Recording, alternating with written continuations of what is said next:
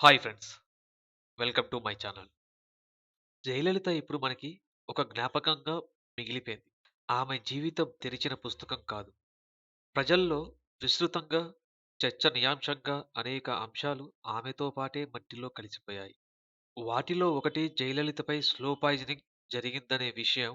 అది నిజమేనా? అబద్ధమా? జయకు అనారోగ్యం ఎలాంటిది?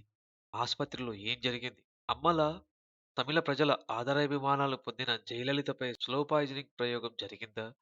దానివల్లే అమ్మ అనారోగ్యం పాలైందా? స్లో పాయిజనింగ్ వల్ల శరీరంలో కీలక భాగాలపై తీవ్ర ప్రభావం పడిందా? ఎన్నో సమాధానాలు లేని ప్రశ్నలను జయమృతి ప్రజల ముందు ఉంచింది. అసలు అమ్మకు వచ్చిన అనారోగ్యమేంటో, ఆమె బిడ్డలాంటి తమకు తెలియకపోవడం ఏమిటనే ఆవేదన ప్రజల్లో ఉంది.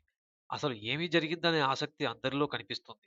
తమిళనాడులోనే కాదు, జయలలిత అంటే అభిమానం ఉన్న ప్రతి చోట ఆసక్తికరమైన చర్చలు నడుస్తున్నాయి. ఈ చర్చల్లో ప్రధానంగా వినిపిస్తున్న పేరు మన్నార్‌గుడి మాఫియా. అమ్మ అనారోగ్యానికి మన్నార్‌గుడికి సంబంధం ఏమిటి?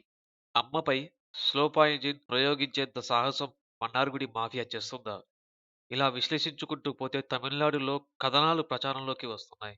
కొన్ని రోజుల క్రితం అమ్మపై స్లో పాయిజనింగ్ జరుగుతుందని ప్రచారంలో ఉంది. ఆ సమయంలోనే జయ జీవితంలో కీలకమైన పరిణామాలు జరిగాయి. పోయెస్ గార్డెన్‌లోని ఉండే జయకు సహాయకురాలిగా ఓ మహిళ ఉండేది. ఆమె జయకు పండ్లు, మందులు, చిన్న చిన్న టాబ్లెట్లు ఇచ్చేది. ఆమె ద్వారానే జయకు స్లో పాయిజనింగ్ జరిగిందని ప్రచారం జరిగింది.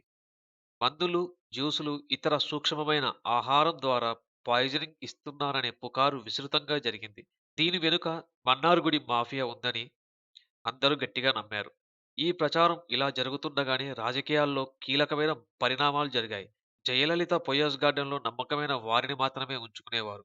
ఏళ్ల తరబడి తన నివాసంలో ఉన్న వారిని ఆ సమయంలో జయ ఒక్కసారిగా బయటకు పంపారు. వాళ్ళల్లో పలువురు పార్టీలో కీలకంగా పనిచేసేవారు కూడా ఉన్నారు. వారందరిని పార్టీ నుంచి తొలగించారు. అప్పట్లో ఆ వ్యవహారం తమిళనాడు వ్యాప్తంగా సృష్టించింది. ఆ తరువాత జయకు అనారోగ్య సమస్యలు తీవ్రమయ్యాయి. అసలు ఆమెకు ఉన్న ఆరోగ్య సమస్యలు ఏమిటో ఎవరికీ తెలియదు. తెలిసిన వాళ్ళు అతి కొద్ది మంది మాత్రమే ఉంటారు.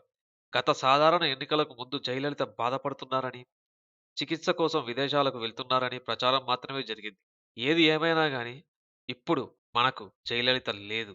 జయలలిత ఒక మధురమైన జ్ఞాపకంగా, ఒక విడదీయలేని చిక్కుముడిగా, ప్రశ్నగా మిగిలిపోయింది. దీనంతటికి జరగటానికి కారణాలేంటో ఎవరికీ తెలియట్లేదు. ఎవరికి వాళ్ళు ఊహించుకుంటున్నారు. దీనిలో ఏది నిజముందో, ఏది అబద్ధముందో ఎవరికీ తెలియదు. ఏదేమైనా మన జయలలిత మనకు లేకుండా పోయింది. నా ఛానెల్‌ని సబ్స్క్రైబ్ చేయండి. ఈ వీడియోని లైక్ చేయండి. ఈ వీడియోని షేర్ చేయండి. Stay tune our channel. జై భారత్! జై హింద్.